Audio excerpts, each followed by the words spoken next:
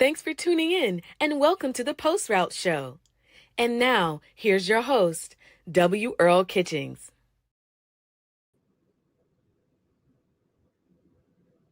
Good evening and welcome to another edition of the Post Route Show.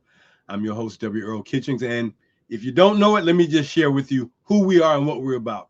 We dive into conversations with Black quarterbacks, both past and present. And what we like to do is talk to them about football. So this show is probably brought to you by Quarter 5 Back, the preeminent, there's only one, the preeminent fraternity of Black quarterbacks and home of the prestigious BIP Memorial Trophy, the only national award that recognizes and honors the top Black quarterback from an HBCU and the top Black quarterback from high schools across the nation. We're always excited to have you join us. And if you want to help us continue our platform and move our mission statement forward, here's what you need to do. Number one, we're asked that you hit the like button. Number two, subscribe to our channel. 3, tap the notification bell so you never miss an episode. Number 4, critically important, check us out on Instagram at quarter_5_back. You'll see some exciting things there. And go to our website and you will see some extraordinary information and stories about Black quarterbacks. Join us every Monday night here at 7 o'clock p.m. Eastern Standard Time for more phenomenal conversations. Now, about a month ago, we started an initiative, and we want to make sure that we stay on point with our initiative because we feel it's important so that we can plant seeds and get young men to understand the value of who they are and the position that they play. So we started this initiative called I Am a Quarterback. And it is a 5-point initiative related to the preparation and development of Black quarterbacks with a goal of remaining focused on the position of quarterback only. So here are the 5 points we like to stress. Number 1, you got to believe in yourself first and foremost. Number 2, you got to have focus and foundation. That keeps you grounded. Number 3, you got to embrace leadership. You got to want to be a commander. You got to be the guy that everybody's looking up to, no matter what the situation, all eyes on you. Number 4, it's very important that you understand the academics of the game, become a student of the game, more or less, have some intellect about knowing how to play this game. It's not just about being flashy or doing things that can be seen on TV and social media. When you learn the game, when you are a student of the game, you will become a better quarterback. And then finally, know your worth and your value. Let that be your standard. Don't let anybody tell you that you can't be a quarterback. Don't let them change you out of position and say you're a great athlete. We need you more at this spot than that spot. That's just a ploy. I understand that making the NFL is a goal, but at what cost? You're a quarterback, remain a quarterback. So our initiatives, again, belief, focus, leadership, intellect, and worth and value. Do those things, and we guarantee you will be good. Now, let me get to my guest tonight. Anytime I can talk to a legend, and we've had quite a few, but we don't mind putting another layer on the legends that we've spoken to. And this legend may be under the radar for people in the South, but in that Northeast corridor between Maryland, Delaware, and Pennsylvania, oh, they knew about this guy. Oh, they definitely knew about this guy because he put the Hornets of Delaware State on the map with his passing game. Let me just tell you what he did. He is the all-time leading passer at Delaware State with 8,073 yards and the all-time leading passer with touchdowns with 74. He is a first-team All-MEAC player in 2000. He is ranked 3rd in the MEAC in all-time passing yards and 2nd in the MEAC in all-time career touchdowns. A 2012 member of the Delaware State Hall of Fame.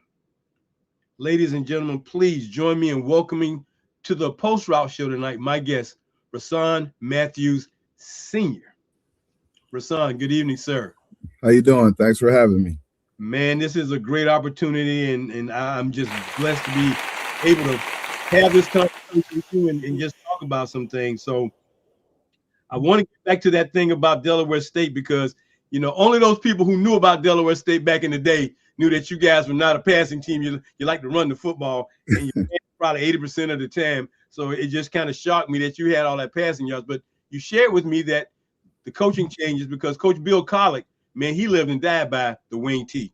And the He wing absolutely did. is a very, very, very difficult offense to try to defend, especially game 5, 6, 7, 8, 9, 10, 11. Or when you get midway and the rest of the season, it's on all 8 cylinders. So let's talk a little bit about what your experience was like that first year as a freshman under Coach Bill Collick and your maturity and growing up under the other coaches you played for. I mean, it was obviously difficult transitioning from high school football to college football. And, I was not fortunate enough to come right in and be a starter. So I didn't start until about the 4th game my freshman year. So I played a backup role. I still remember my very first play running with the first team, like the 2nd or 3rd week. He threw me in there. We called 121 buck sweep, one of the most routine wing T plays. And I was too slow getting out of there, and the right guard ran me over. And I'm like, man, this is a lot faster than what I was used to. So, I had to increase my pace of how I needed to perform so that I could make sure that, I was putting my best foot forward and giving me the best opportunity to play. But as the season went on, and after 3 or 4 games, Coach Collick really saw something in me that I could help the offense move through passing the ball. And I wouldn't say that our run game wasn't strong, but we needed to be a little more diverse. We had, a talented receiver and Damon Daniels who, got an opportunity to, go to the NFL that senior year. So, we had guys that could make plays on the outside. And, I welcome the opportunity to take over that quarterback spot. Well, coming to Delaware State, the furthest north HBCU there is in the country for football, because I know Cheney State is up there in Pennsylvania. But for you guys, and then there's a Lincoln of Pennsylvania. So, but you guys, in the MEAC Division I, now once upon a time 1AA, man, it was some games with between you guys, A&T, and South Carolina State. Those were the teams that were grinding. I mean, they didn't throw much. And I recall being at a press conference one year when Coach Jeffrey was speaking for South Carolina State, and South Carolina State was like Delaware State, man. They just ran the ball. He said, "I don't even pass on the interstate." So that tells you how much he loved to run the football. So, but transitioning from your high school to a HBCU and making that transition and getting acclimated in that environment, was it difficult, or did you really have a lot of fun that first year, or did you kind of struggle like all us freshmen did that first year? Yeah, I think I struggled early, but the benefit I had is I actually knew the wing T. Like we ran, the basic Delaware wing T football in high school. So it was really just a matter of me converting terminology, right? The terminology was different from what my high school ran to what we ran under Coach Collick. But once I got that down, I had that strong desire to be successful and compete. So, I knew if Coach Collick had the confidence to put me out there, then I needed to put my best foot forward and try to help the team win as many games as we could. Well, I think Delaware State was where you were supposed to be at that time, man. Because absolutely, even though you said you didn't get a lot of big time offers, it doesn't matter. You just want to play football and show that you can produce. So you got a chance, and you produced, and that's all that mattered. So and you're still a legend. You're still a legend up there in Dover, man. I'm not trying to make you blush or anything, but it is what it is, man. But you're an outstanding quarterback. I'm sorry I only got a chance to see you for 1 year, but I remember watching you and seeing you progressively come along over the next couple of years. And being in an environment where you're not in the real mix of a lot of HBCUs. Delaware State is really kind of, I don't want to say in the outskirts, but it's not in that core of HBCU. So when you got a chance to go play all these other HBCUs around the MEAC for 3 or 4 years, what were your thoughts about going to these places and seeing these schools and getting to know their traditions and what they were good for?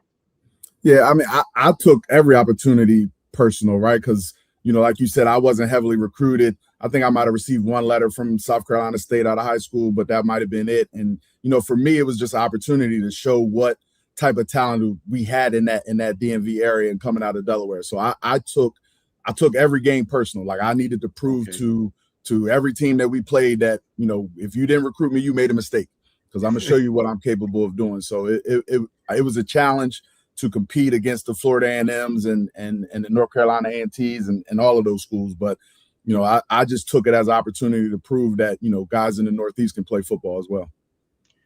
Well, I think a lot of us found out that, you guys play football up there. And like I said, I remember, if I'm not mistaken, I think the last game that you guys normally play was a Delaware State Howard game. I think that was like the last game. And I think my first year we were playing Morgan and the game got canceled. So we got a chance to watch you guys play Howard.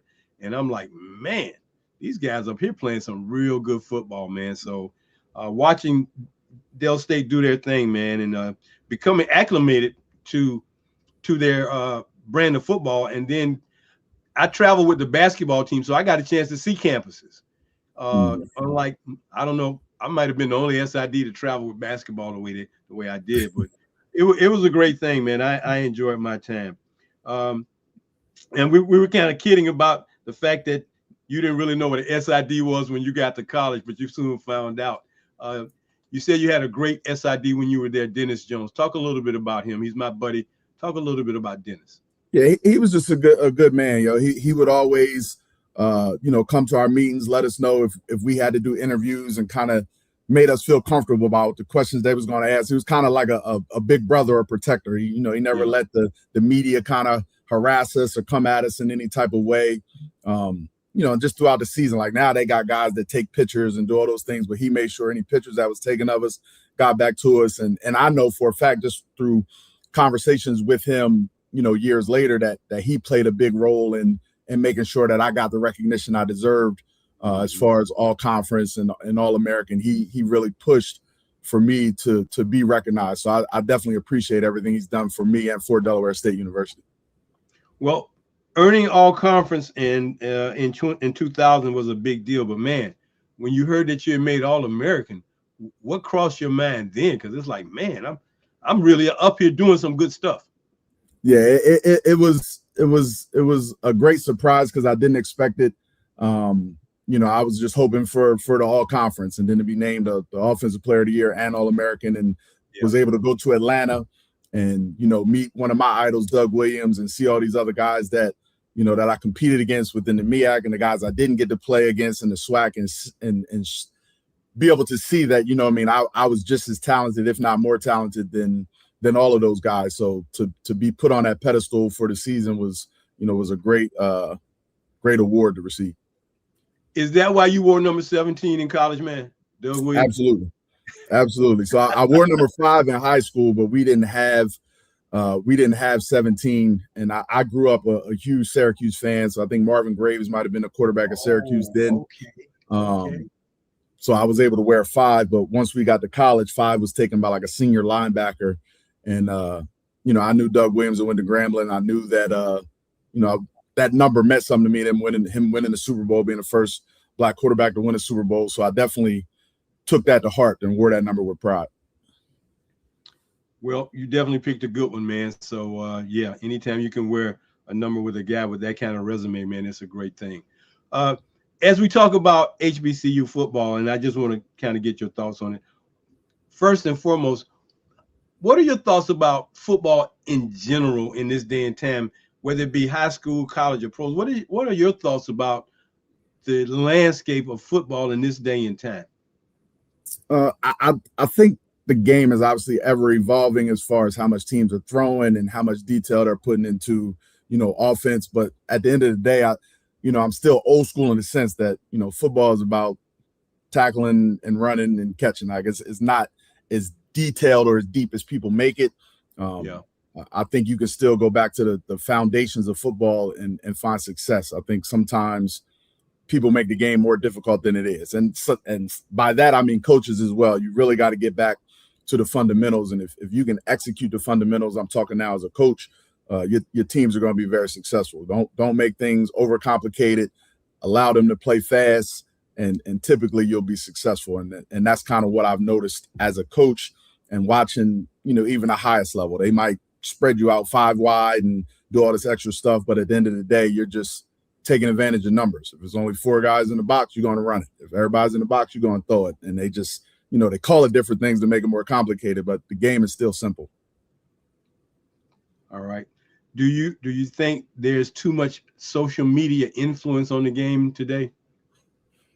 I won't say too much. And again, speaking as a coach, it bothers me when guys are more worried about the pictures they taking versus knowing the concepts or the routes they need to run. But, to me, that's a part of the evolution that, coaches and guys that are a little older might have to just adapt to and kind of teach the younger guys how to manage it and how to use it. I mean,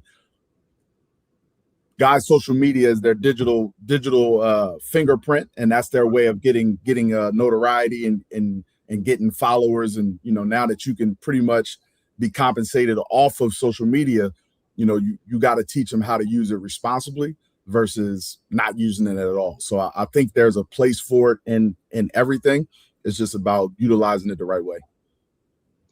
And being that social media, portals, NIL are all part of the mix, is it important for you, coach, to try to impart positive things and try to, grow guys up on knowing what they should know and not just chasing, a dream or chasing that gold ring or just, not really staying connected because they see, a picture of glamour and glitz as opposed to that's not going to make it for everybody, man. So yeah, and I think that's important that, a lot of younger guys see that end game. They see the guys with all the jewelry, with the cars and all that, but they don't realize how much work those guys put in to achieve those things. So it's always, for my own son, trying to keep them grounded on the work, right? If you take care of the work, those things will come, later on down the road. Don't make that the priority. Make the priority getting better every day and trying to figure out, how you fit into the niche of the game. Well, I think those things are important because as the game continues to evolve, as you said, especially from the standpoint of schools that once were Division III, now they've moved up to Division I. Some of them even Power Division I. And with the fact that you got all these bowl games, you got all these distractions going on. For you as a Black coach, former Black quarterback, how do you kind of keep guys who look like me and you grounded to understand that just because somebody else is getting it, it doesn't mean it's going to happen for you? Yeah, and to me, it's the same. It's focusing on the work. How can I get better at my craft, as a quarterback, as a receiver, whatever it is, really staying grounded on, everybody's journey, everybody's path is not going to be the same. And trying to get them to understand that the people that came before us had to go through a lot more, had to do a lot more, prove a lot more. It's just now they're getting opportunities. I grew up in an era where I understood that, they didn't think the Black quarterback could think. He was just a runner. He was just this. So now, you have to show that you understand the game from a mental aspect more than just a physical aspect. There, everybody believes, you can run fast, you can jump high, you can throw far, but can you decipher cover 3 from cover 4? Can you see a post snap read? All of those things is what I'm trying to instill in the guys that I coach now to be more of a thinker of the game. Because the physical attributes are everywhere, but can I actually manage the game mentally? And coach, when you're talking about your quarterbacks, has it been difficult to get them to put in the extra time watching film to get better, to understand the game better so that they can perform better? Is that a challenge for you, or you've been working with a lot of guys who understand what's going on and they embrace it? So I've been fortunate enough to have guys that have been and are very serious about the position. So when we sit down and watch film, it's not to create a highlight film. It's not to just look at what I've done wrong. I critique everything from pre-snap awareness to, are we identifying the safeties before we go up there? Are we looking at leverage? Like it's never just about the play. It's about trying to find every small detail that a good defensive coordinator is going to try to pick apart from you. What that college coach is looking at. Does he understand coverages? Does he understand pre-snap reads? Like it's so much deeper than just, looking at film to post your highlights. I really want you to be a student of the game. Well, absolutely. Now, being that you played at Delaware State, I'd like to talk to you a little bit about your viewpoint on HBCU football and its future, especially in the MEAC, because it's basically taking a hit from being about 8 to 9 football schools to now it's down to 6 or 5. So what are your thoughts about HBCU football and its future? I definitely think it's needed. And, playing in the MEAC, I obviously have a passion for Delaware State and ensuring that they stay a productive team and a productive football program. But, I think the biggest thing that's hurting HBCUs is, the finances, the NIL money that, the Power 5 schools and the mid-majors can offer that, unfortunately HBCUs don't have. So I don't know how to fix it or who can, but we definitely need to find a way to get an influx of financial support to these HBCUs so that, every time an opportunity presents itself for our higher talented student athletes, that they don't just jump into the portal. I think some of the things that have gone on, obviously the Celebration Bowl is big to give them an opportunity to be highlighted. I think the Black College All-Star Combine, the All-Star game and the Combine that took place in Washington, D.C. are important. But again, we need more guys at those higher levels in the NFL to take more chances on these guys that are in HBCUs, because I truly believe that, the hunger that they have, they will be successful, because they're coming from a different path. They don't have all the same resources. And if they did, I think they could show that, they could compete, just as well, if not better than some of the guys coming from PWIs or just that are getting these opportunities based on, the schools that they come from or the coaches that they might be playing for. Well, Rahsaan, one of the things I've kind of given some critiquing to is when we get to the NFL draft, it's almost like they've already made up their mind that they're not going to really draft football players from HBCUs because they know they can get them on the free agent market. And that trend continues to really weigh in on guys who are talented. But when we talk about being a third-round draft pick versus a free agent, there's a difference in compensation. Same talent, but guys from HBCUs take a hit. Do you see perhaps that being changing in the future, or how can that change? What do you think we can do in order to make that change? Because it is growing year by year. I wish I had the answer, and I really don't, but I would think just trying to think outside the box, finding a way to get, the general managers in the NFL to visit more HBCU campuses, to have some type of meetings or some type of clinics to where, the HBCU coaches can really promote the guys that they have and compare apples to apples. Like, it ain't always about the 40 time or just the statistics, like finding a way to implement the HBCU athletes with the PWI athletes and show that, you're not going to take a loss by taking an HBCU athlete. Those guys can compete and play. And, I don't know the numbers. You probably have them way better than I do, but how many HBCU athletes have gone on to be Hall of Famers just because they got that opportunity? So to me, it's just about exposure and opportunity that, that the guys that are competing in HBCU football aren't getting right now.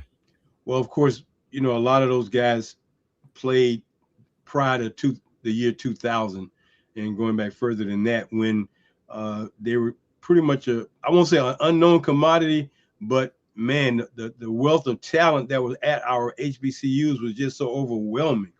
And you could go to a campus, man, and yeah, you could find a Too Tall Jones, you could find a Willie Lanier, you could find a Bob Hayes, you could find all these guys, and now it's not that the talent is not there, but the way they go about it has changed.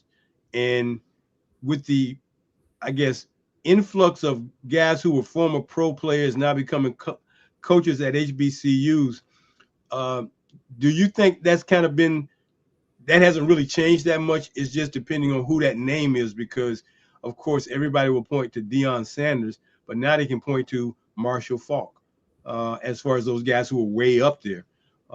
So how do you feel about that part of the game with these guys coaching at these major colleges and or coaching at HBCUs? So I think it's definitely helping. Like you said, Deion was, at Jackson State the years he did. He brought a lot of exposure to the SWAC, I think, with Deshaun Jackson at Delaware State, Michael Vick at Norfolk, and like you said, Marshall Faulk at Southern. I definitely think they're going to attract some of those athletes that might have went to a PWI, a smaller one, or a mid-major. But I think the real dilemma is, how do they keep them, right? Because those guys are going to still jump for the opportunity to benefit financially if they don't see a projection or a path to the NFL. So if what is going to encourage them to stay in the HBCU where their NIL ceiling might be 50,000 when I can go to a PWI and it's 1 million, especially if I stay at that HBCU, I don't have that guarantee of getting the NFL opportunity, or if I do, it's going to be as a free agent, like you said. I might as well go to this PWI and capitalize while I can. And if that opportunity presents itself, then so be it. So I think it's great that, former players are taking on HBCUs and finding that passion to keep that tight-knit family that most HBCUs are.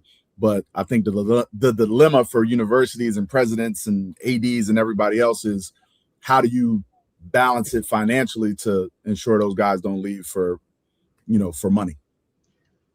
Well, I think with the portals, some of the things that have to be told to guys who are wanting to jump in the portal because they're not getting playing time or they're disenchanted or whatever, is like, you jump in the portal, and if it doesn't work out, the school doesn't have to take you back. If you don't have the grades to transfer, it's not going to work out. So there's some things that if you give me all the information, I might make a better decision as to whether I need to jump in that portal or not. And yes, the money is green, but again, the competition is a lot more intense. And some coaches, they recognize talent. So Coach Matthews don't get a guy, I'm gonna bring him to my school because I don't want him to have this guy and I got to play against him. So I'll bring him in and stuck him on the bench. And you're like, well, what happened to that guy? Hey man, there's a lot of competition. So there are a lot of things that I think our athletes need to be told, because the one thing we do know, Coach Matthews, is if you go to HBCU, you're not going there for money. You're going there for that degree. Absolutely. And that's the key to life beyond football, because there's no guarantees that you're going to make it big. There's no guarantees that you're going to be in the league long.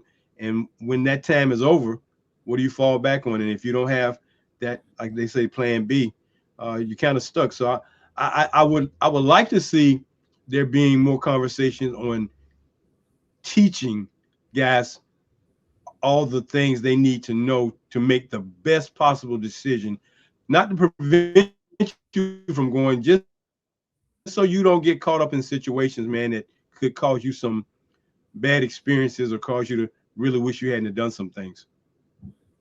Yeah, I agree. I think most, student athletes that are, 21, 22 years old, are making a lot of decisions based on finances versus, their future, where they're going to be 15, 20 years from that moment of being student athletes. So they definitely need the proper guidance and proper people in their corner to make sure, like you said, they're making the decisions that, you know, are going to benefit them down the road, not necessarily in that moment. Well, being that you did make efforts to get to the next level, but when you saw that the next level wasn't going to financially take care of you, you opted to say, well, my football time is over. Let me go get this job that is going to pay me so my family and I can have a good life. Because some guys are just hanging on to football like it's the only thing. It's like, man.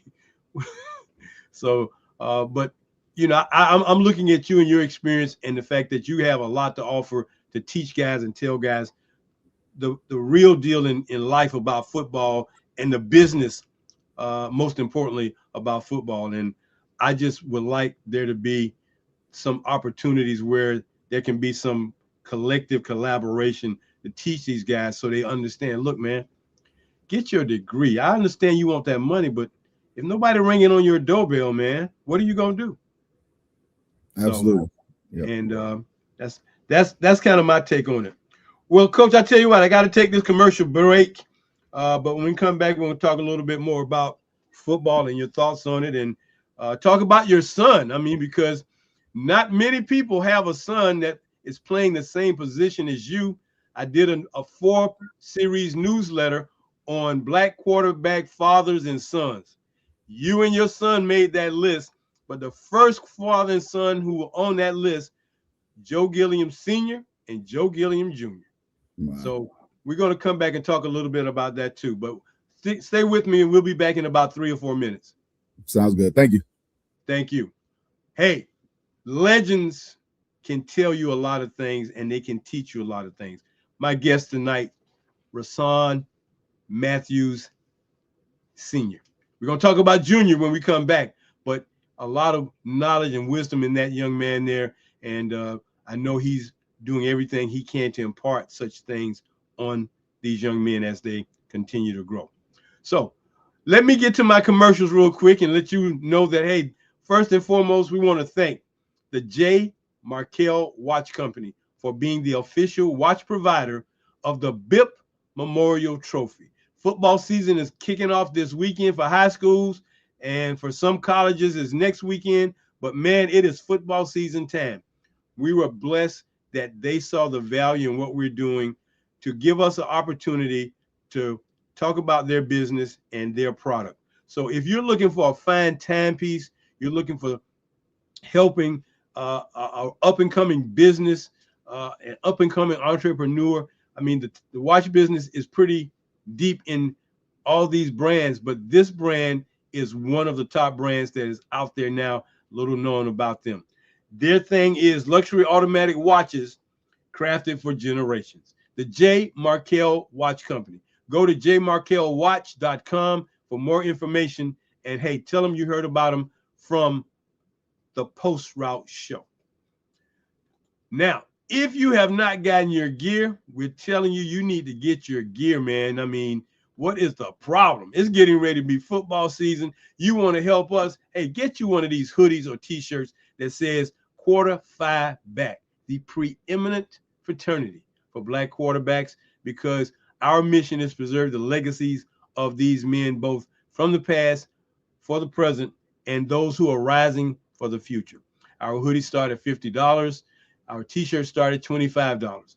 Go to our website at quarter5back.com, click on the store link, and then place your order. We're hoping that you support us in our efforts because we are wanting to make sure people know about who we are. And then if you want to make a great Christmas gift this year, get you a copy of my book, The Forgotten QBs, the little known history, information, and statistics about Black quarterbacks in American college football. 1903, 1990 is that timeline. We're slowly working on our next Forgotten Quarterbacks book. But right now, this book is filled with a lot of information, history, statistics, articles, bios. It's all there. $35 is the cost. Put your order in today and get your copy of the book. And hey, know that I will autograph your copy once we get your order. The Forgotten QBs by me, W. Earl Kitchings. So as we get ready to hear from our resident mental performance specialist, He's got another episode he wants to share with you. So let's hear what Dr. William Kitchings Jr. is talking about this week on Psyched Up. Knowing your zone is only half the work. The other half is getting there on purpose. I'm Dr. William Kitchings Jr., and this is Psyched Up. Last session, we talked about how every athlete has an individual zone where they perform best. Today is about how you arrive there deliberately before the high-stakes moment demands it. Because most athletes wait for the moment to tell them how they feel. The ones who perform best consistently have already decided.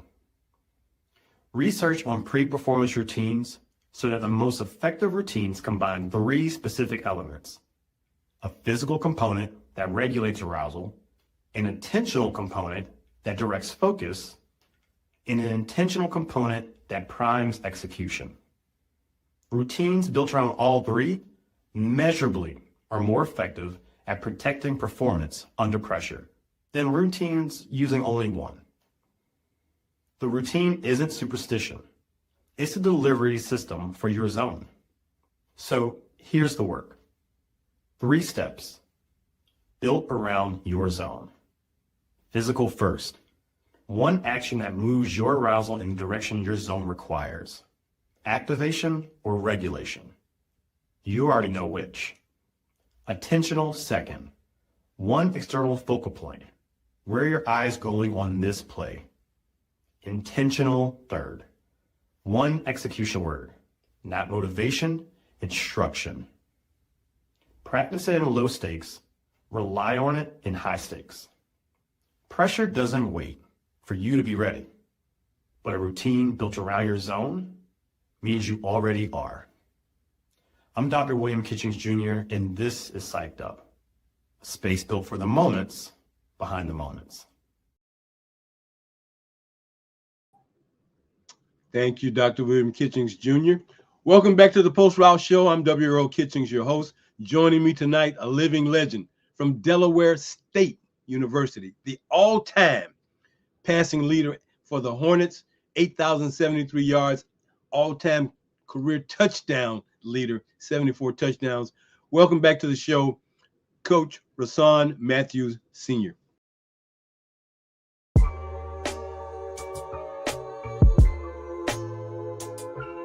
I think it's my competitive nature, man. I am obsessed with winning on any level, with anything I do. My friends, you can ask my kids, you ask my wife, like true stories here, man. Me and my wife will go on vacation. Then we go with other friends, families, whatever, but we'll go to the islands and we'll play beach volleyball, pool volleyball. She doesn't want to be on my team because she knows I take it too serious. Like, I'm trying to win at everything. We go to cruises and they got ping pong on it. I play ping pong a lot. She doesn't let me play because she knows I'm going to be overly competitive. I might start arguing with a guest. Anything's possible. My boy Kurt, that works here, Mr. Parker, who coaches girls basketball. In the summer, we'll be, we compete against each other, just going like walking. He'll walk his neighborhood, I'll walk my neighborhood.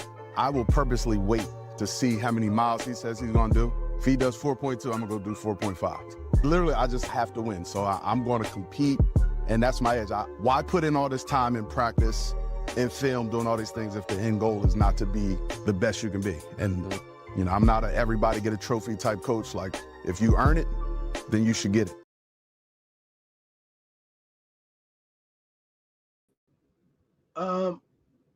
I thought I had Rahsaan Matthews Sr. and it sounded more like Michael Jordan. Well, it's okay to be that competitive, coach, because, hey, man, that keeps your edge on, keeps your groove on. So, hey, that's a good thing. I'm not mad at you. Absolutely. I'm not mad at you, especially on the ping pong table, because you want to dominate somebody on that ping pong table. Yeah. So, yeah. But as a player, former player, coach, what's the first thing, based on what Dr. Kitchings was talking about, what's the first thing you try to build with your players in trying to prepare for big moments, big games? What do you try to really tap into? Just to stay relaxed, right? To stay relaxed, stay composed, know that the preparation that that we put in all week leading up to that opponent. They're prepared for any coverage, any blitz, any action, just to not let the moment, be too big for them. Understand that, you've put in the work, and it's just now a matter of going out there and executing. So I strongly believe that if you're prepared, there's no real such thing as nerves or butterflies. It's just a matter of, you might have a little anxiousness to you, but it's only because you know what's out there and you know what you want to do and how successful you want to be. So just staying relaxed, knowing that you're prepared for the moment and taking advantage of it when you get it. Sounds good to me, because staying relaxed definitely keeps the nerves down, man. You go out there nervous, man, you all over the place, and now the coach is all in your ear, and right, now you coach don't like me. No, man, you out here all over the place, man. You're nervous. Calm down, son. So yeah, I get it. I mean, and that's important, because these young guys nowadays, man, they got a lot going on. And they're trying to do things, and sometimes they overdo it. So you are that sounding board and that person to keep that temper down. Now, you told me that Doug Williams was the guy you wore number 17. Can you tell me about some other black quarterbacks that you thought were outstanding quarterbacks in growing up, and who you kind of thought had, that it factor as you watched them play? I mean, I was a big fan of Warren Moon, okay, and the style of offense that they ran with the Oilers. I was, I'm from Delaware, so close to Pennsylvania. I was a big Randall Cunningham fan growing up. Those are the two that pop out the most from, when I was younger. But like I said, I've been a Syracuse fan. So, Marvin Graves was a guy that I really, really looked up to. I wasn't a big Notre Dame fan, but I respected Tony Rice and the things that he did. Nebraska, I was a big fan of Tommy Frazier. I wasn't fast. I couldn't run the option like him, but the way he played, I really embraced. And being a dual sport athlete, Charlie Ward, no doubt about it, football and basketball. So those were some of the main guys that, I followed and liked to watch play. Well, that's interesting, man, because see, you came up in an era where you could see role models or see guys playing who look like you.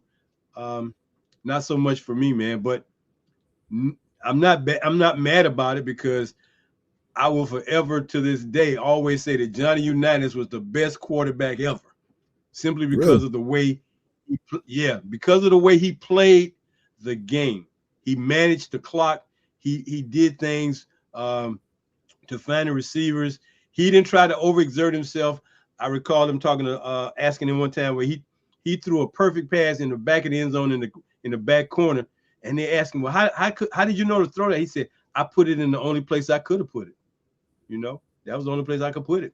So he was just that kind of a guy, man. I just admired him for the way he handled things. But again, when the Joe Gilliams and the Shaq Harris and Matt Reed and those guys came along in the early 70s and through the 70s, it kind of changed your perspective, because now, when I was growing up, I didn't know anything but black quarterbacks, because I go to black college football games. That's all I see.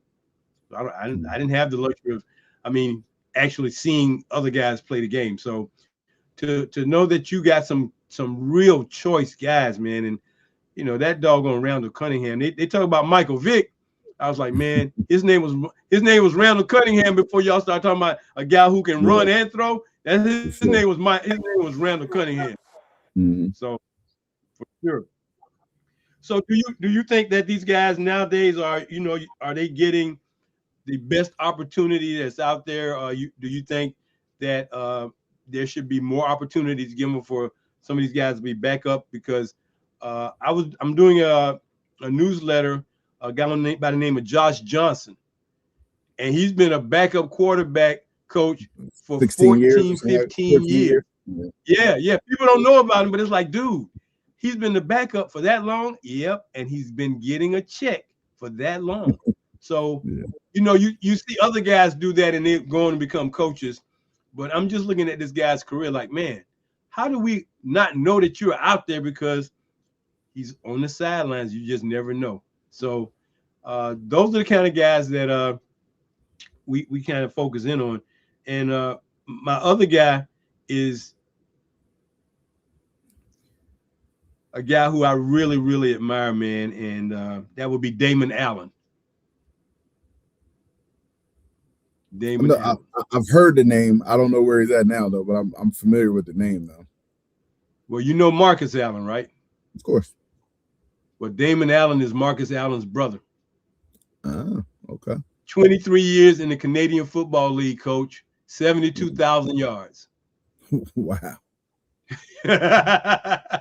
So we've got some names out there, and we just have to make sure that as this organization, we try to educate and make people more aware of guys who look like they look, because these young guys, there's a lot of talented young guys coming out. I mean, and I'm always impressed just to see the younger they are and the more talented they are, the more hype I get about them. So you got a talented quarterback playing up there for you, coach?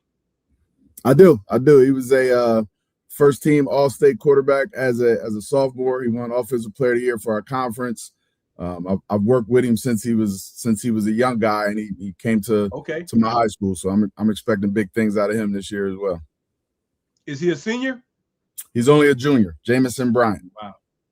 Jamison Bryant. I'll send you his huddle film so you can check him out. So he'll be on your BIP high school list for this year. There you go, coach, because we do have that national watch list that's getting ready to come out. And you heard it first right here on the post route.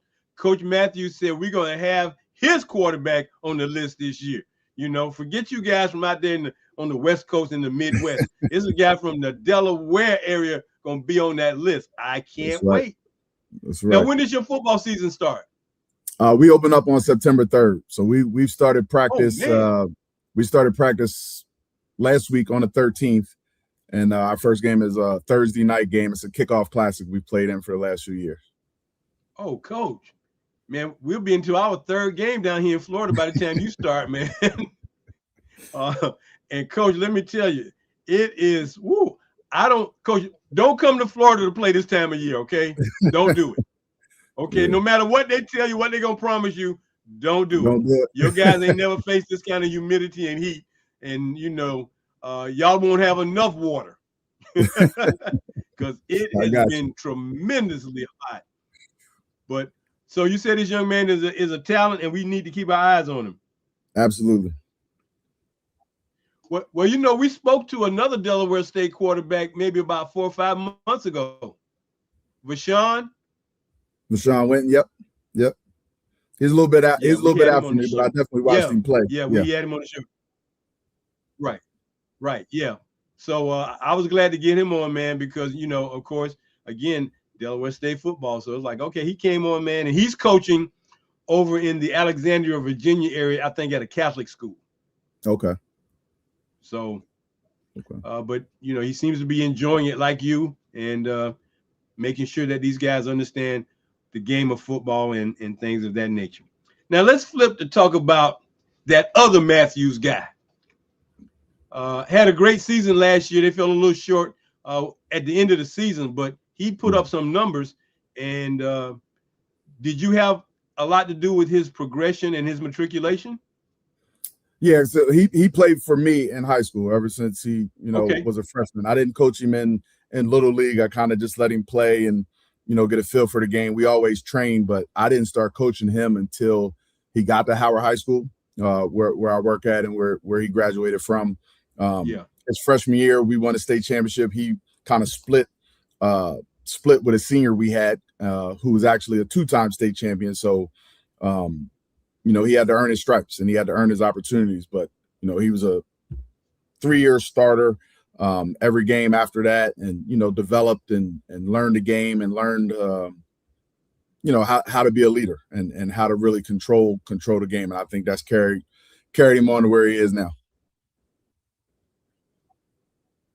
Does he call you after the games, man, and kind of get a, talk a little bit about how the game went? Do y'all talk after games that he plays in? Yeah, we talk after the game, especially if I'm there or not there. But he'll come over. We'll talk about the things that went well, the things that didn't, and a couple throws he might have missed or a couple things he could have made. And even now, even in this setting while they're practicing, he'll send me some huddle films of some things that that he did well, some things that he missed. And, even though he has a coach there, I'm still his first coach. So I'm going to give him my feedback and my ideas on things that, I think he could have seen or missed. And, it's kind of a running joke. He'll post some pictures or some things and the ball will be away from his body. And I'll be like, yo, you got to keep it high and tight. And he'll post it on his story talking about I'm still picking on him about little things. But I think it's just a relationship we have. He knows I'm always going to give it to him straight, not going to sugarcoat it because, he knows I want the best for him and he wants to be the best. So, he's going to come to me, I think, for that advice and real feedback and, not sugarcoating anything to him.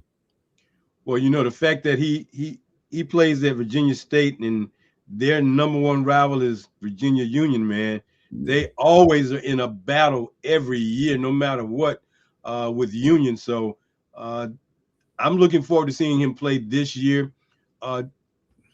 Did you guys spend a lot of time during the off season and working out, or he kind of got his own trainers that kind of kept him in tow and kept him moving forward? No. So, when he wasn't at school, when he was home, he would still come back and work out, with me. We still got kind of a regimen that we go through. Yeah. And he also helps with Jameson, Jameson looks up to him and, they got to spend some time working out together. And, he just grinds, man. I can't say enough of how much effort he puts into becoming the best quarterback he can be. So it's not somewhere I got to tell him to get up and go run or go throw. He's always, working on his craft. I'll come downstairs. He'll be downstairs watching, film of Jared Goff or all these NFL quarterbacks, Patrick Mahomes, just watching how they break down film and how they look at things. So he's always trying to get better. So I definitely appreciate that his focus is on becoming the best quarterback he can be. Has that been kind of a tough thing, though, to kind of be dad and coach and dad and, trying to balance the two? It was at first, but then we kind of came to an agreement that, he rode to school with me. He rode home from practice. So we kind of had those moments where, those ride homes, it wasn't about football. It was about, how was your day at school? What tests you got coming up? We kind of tried to separate it as much as possible to, give him that freedom to breathe. And if, he knew when it was time to work and when it was time to focus on, other things. But, it was probably more of a transition for me to give him some breaks and give him that opportunity to just be a young man and enjoy himself versus football. Yeah. Do you get down to Petersburg to see him play a lot? Absolutely. Me and my wife was working on the schedule now with with the schedule I have as a coach and his schedule kind of works out pretty good because up here we actually play a decent amount of Thursday night games. Okay. We play our high school games on Thursday night, some Friday night. So right now, the way the schedule looks, I might only miss 1 or 2 games in person. But so we'll be able to see, 8, 9, 10 of the games. And, in a perfect world, they win CIAA and get into the Division II playoffs and keep that run going and, get to support him as much as I can. Rahsaan, how difficult for HBCUs is it once they get to the playoffs? Because it seems like we get to the playoffs, we can get there, but it doesn't seem like we always execute as well as we need to. Is that pressure undue, or is just some other things that are factors in those games, from your opinion? I mean, in my opinion, from even the past when there was 1AA and from what I've seen from the CIAA and the Division II tournament, I think it's a little bit of undue pressure they put on themselves to compete because you feel like you're representing a whole of people, you know what I mean? And you don't want to let them down. So you probably have, some nerves and some things going on. And, just from what I've seen, because, RJ has some friends that play at, different schools. I went and seen Kutztown play. I've seen some other teams play. And, I think, the skill play is matched. I think, the skill players in HBCUs 100% match the skill players in some of these other schools. But I think a lot of the difference that I see is up front. Offensive line and defensive lines, they might be a little stronger, a little more physical. So it's finding those guys. And again, to me, it's not that they're not at HBCUs. They probably start there and then, they move on to these other programs and other schools. So if the HBCUs can keep the big guys in schools with the skills that they have, it's no doubt in my mind that there's Division II teams out there that can win the Division II national championship. Well, they definitely get opportunities, and I thought Johnson C. Smith had a great season last year, and they got a chance to show what they could do. Albany State, man, oh my goodness, they really showed what they had, and came oh so close to getting in a little deeper into the playoffs. And I think it hurts more when they've got one of those big playoff games on campus at a HBCU, and the success or the outcome is not what we're hoping for or what we're looking for. I think that hurts even more. And, yeah, I'm sure. Yeah, because you come out, you might be on a high, man. I'm at home. We're gonna come out here and do some things, and before you know it, it's like, man, we already down. We're trying to recover, and things just aren't working right. So that can be tough too. So you have any aspirations to coach at the next level? At this point in my life, no. I did when I was a little younger. But I'm very comfortable where I'm at with who I'm developing. And enjoying, seeing RJ play. I have a younger son who is going into his sophomore year that plays for me. Plays quarterback and plays DB. So, I've found peace at what I'm doing and where I'm doing it. Now, if somebody offered me a couple $1 million, yeah, I'm gonna go. Right now, I'm cool with what I'm doing. Yeah, well, I think anytime somebody's putting some money on the table like that, we all got to give it strong consideration. But to hear you say you're at peace, man, I think that's one of the great things that we, as any individual, when you can find peace, then you don't stress as much. You don't worry about as much. You just, as it comes to you, you just deal with it. But people who are not at peace, man, they're all over the place. They're stressing out on this and the littlest thing, and they're stressed out. So I'm glad to hear that, that's where you are, because that's a good place to be. And so how long you been coaching? I've been coaching high school for 23 years. My wedding anniversary was yesterday, and I literally started coaching high school the same year I got married. So this is my 23rd year coaching high school. And she was ready for that? So not really. Because I started out coaching youth football, and again, the guy that got me into coaching got a high school job and asked me to come along, and we had already set the wedding date, so our anniversary is right around when football starts. So that's something I gotta navigate every year. Every year. That's the first thing on the calendar. It's like, okay, let me make sure I don't have a game on that day. Thank you. But that's great. Well, hey, man, let me tell you, it's been a joy to have this conversation with you, to just be able to talk about some real down-to-earth things, get your viewpoint on some things. And I am just so happy that you agreed. I'm looking forward to having your son. I was really looking forward to having both of y'all on tonight, but, it works out the way it does. But Coach Rahsaan Matthews, Sr., for being our guest tonight, because this is my favorite part of the show. You being our guest tonight means you have crossed the burning sands, my brother. Oh, man, it's close as I'm going to get to a fraternity, so I appreciate it. Well, that's where you are, man, because you are now a member of the Brotherhood of Quarterback, the preeminent fraternity of Black quarterbacks.